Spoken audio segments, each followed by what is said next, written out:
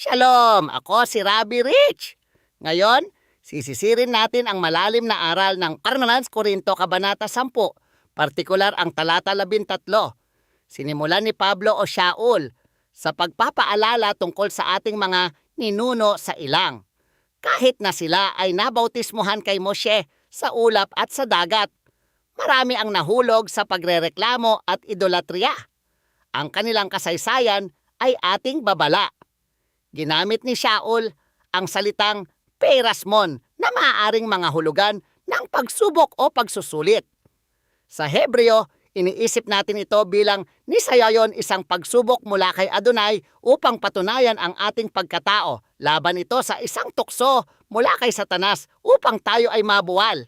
Maraming tao ang nakararamdam ng pag-iisa sa kanilang pakikibaka. Gustong-gusto ng kaaway na ibulong na ang iyong kasalanan o pagsubok ay natatangi. Ngunit ipinahahayag ng salita ni Adonai na walang tuksong dumating na hindi karaniwan sa tao. Bahagi kayo ng isang komunidad, isang mishpacha. Ang Diyos ay tapat, siya ay El Emuna. Hindi niya hahayaang ikaw ay mapuwersa nang higit sa iyong makakaya. Alam niya kung gaano katagal dapat manatili ang ginto sa apoy upang ito ay maging dalisay sa halip na matupok. Para sa isang mas malalim na araw-araw na paglalakad kay Mesiyas, hinihikayat ko kayong gamitin ang Walk with Yeshua app na nasa link sa ibaba. Kapag tumitindi ang presyo, nagbibigay si Adonai ng maavar ang daan palabas o ang labasan. Hindi ito laging pag-alis ng pagsubok kundi ang lakas upang makayanan ito nang hindi nasisira. Isipin ang mga Israelita sa dagat na pula, hindi nawala ang dagat, ito ay nahati. Kailangan nilang maglakad sa gitna nito. Ito ang puso ng ating kalayaan kay Yeshua. Hindi lamang tayo malaya sa parusa ng kasalanan, malaya tayo mula sa kapangyarihan nito.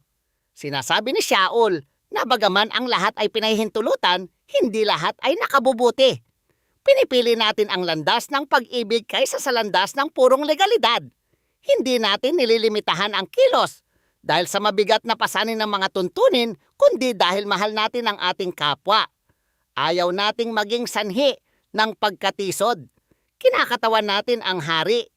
Bawat pagkain na ating kinakain, bawat salita na ating binibitawan ay dapat para sa kaluwalhatian ni Adonai. Kumakain ka man ng karne mula sa palengke o kasama ang isang hindi naniniwala, hayaang ang iyong konsensya ay gabayan ng Ruach HaKodesh. Ikaw ay isang bagong nilalang kay Mesiyas.